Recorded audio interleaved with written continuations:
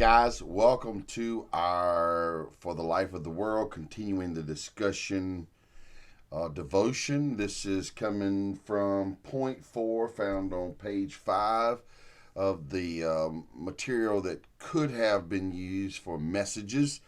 And today they're turning our attention back to Jeremiah 29, verses 5 and 6. The point there, verbatim, says God has designed us to work in smaller economies that point back to His blessing. So if oikonomos, which I always have trouble saying this word, is economy. I like how I was discussing this with Ben Duran, and I asked Ben Duran, I said, what's a simple definition you would give for that? He would say,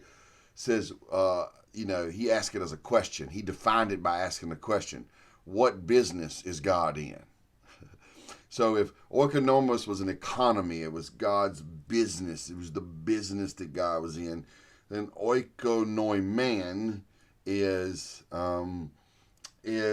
our household management or stewardship of God's business. And so For the Life of the World folks turned our attention back to Jeremiah chapter 29, verses 5 and 6. Let me read those two verses in their full versus the portions that are shared in the F.L.O.W material. These are the words. I started reading in verse 1. Verse 5. Build houses and live in them. Plant gardens and eat their produce. Take wives and have sons and daughters. Take wives for your sons and give your daughters in marriage that they may bear sons and daughters. Multiply there, only do not decrease. And do not decrease, not only do not decrease. Seek the welfare of the city you're in, verse 7 goes on to say. And we're familiar with that by now, but what we shouldn't miss is that very much, the normal life imbued with the hope of the gospel is the calling of believers. In their case, they were looking for the Messiah to come. We are looking for the Messiah to come again. They were looking for the Messiah's deliverance to come. We're looking for the culmination of the Messiah's deliverance. Whereas they were exiled, directly related to their sin, we are living as sojourners in exile for the life of the world. And so I would say the quintessential exhortation here is live these wholesome, family-oriented, community-oriented, community-vested lives for the life of the world. Except don't just do it to be doing it, right? Do it as an ambassador from sent by a king of another kingdom, which is our home, sent, or in our case, left here to commend this king and kingdom to this world, and then to commend this world to that king and kingdom. In other words, we're trying to carry the agenda of the king. We're doing, I like Pastor Ben's words, we're doing his business, or as I often joke, we're doing hisness. I never get tired of that joke. So, it's not just doing business to be doing business, but to be doing business for the glory and pleasure of God. That makes it hisness. And so the exhortation from Jeremiah 29, if we're to take encouragement from the principles unfolded there, it's dig in, create, pursue a flourishing of your family, and families are community stabilizers. Get legal, helpful occupations.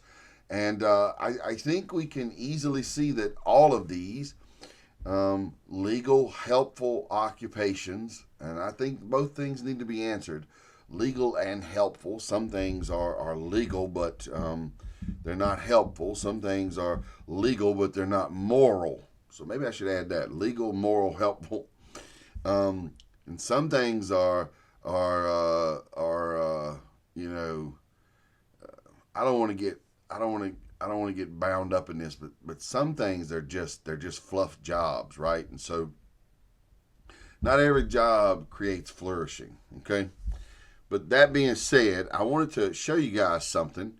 For quite a while, I followed online the Theology of Work project on the theologyofwork.org. And what I'm getting ready to show you in a moment, I'm a paper guy, so I bought a collection of books.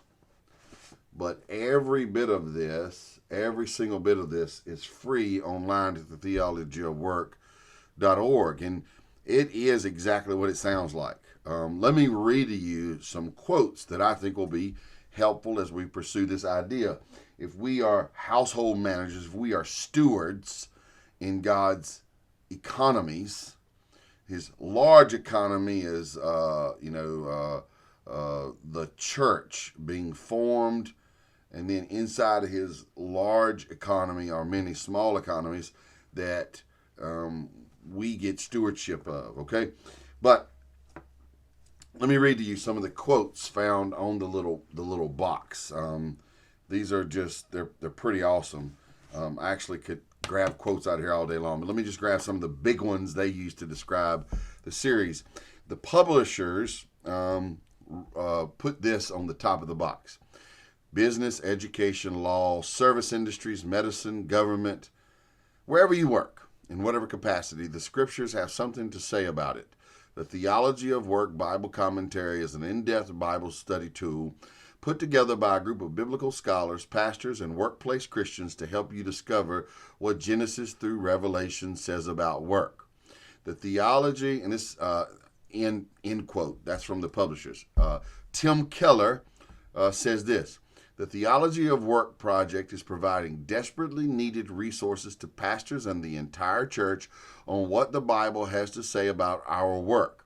I hope that every pastor will preach regularly on how the gospel changes the way we work and sometimes the work that we do.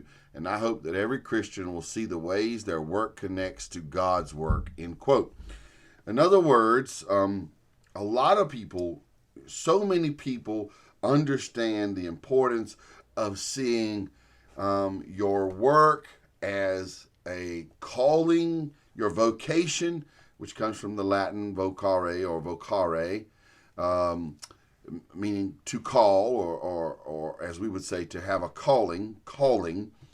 Your work, should be viewed as something that truly does pursue a flourishing of mankind, a flourishing of the church, a flourishing of the gospel, an encouragement to produce families, godly families, families who rear their children in the gospel, and to maintain and encourage those families, because families are stabilizers. Gospel families are stabilizers in culture. So our work, in other words, you don't have to be a preacher or a missionary or a worship leader to be called into ministry, right? What we're doing is ministering our stewardship, right? So there are many vocations that are legitimate gospel callings, right? Some of us, the only thing stops our work from being a gospel calling is we leave the gospel out of it. Some of us leave the gospel out of it ethically. Some of us leave the gospel out of it proclamatorially. In other words, we don't talk about the gospel. Some of us leave the gospel kindness out of our work. I could just quote this because this is what this is about: theology of works. Let me give you one more quote. This is from Bonnie Wurzbacher, who is a former senior vice president with Coca-Cola. She says, quote, "This commentary was written exactly for those of us who aim to integrate our faith and work on a daily basis, and is an excellent reminder that God hasn't called the world to go to church, but has called the church to go to the world," end quote.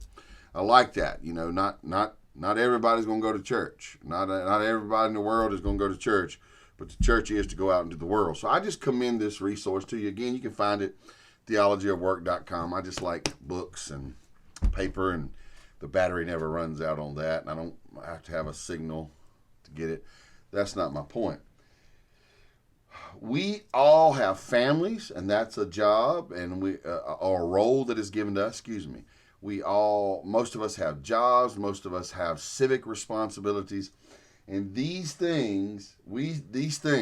jobs, these institutions, these things that God has appointed to us, we are meant to bless the world in these workings as we manage what God has in God's house, as we manage what He has put under our care. We are to create a flourishing, we are to proclaim the gospel, and we are to support all the good within the economy of God.